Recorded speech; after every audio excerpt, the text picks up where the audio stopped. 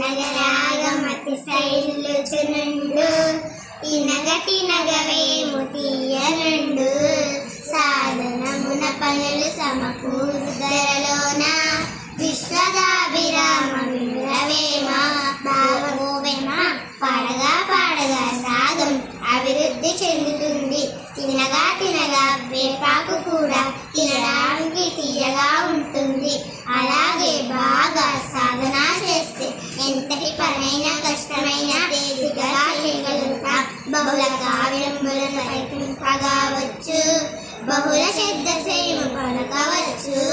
సహనమొక్కటబ్బ చాలా కష్టంబురా విశ్వదాభిరామ వినురవేమ ఓవేమ అనే అనేక రకాల గ్రంథాలను చదివి ఉండవచ్చు, ఎన్నో మాట్లాడవచ్చు. కానీ ఓర్పు కలిగి ఉండడం అనేది చాలా కష్టమైన పని. అందువలన ప్రతి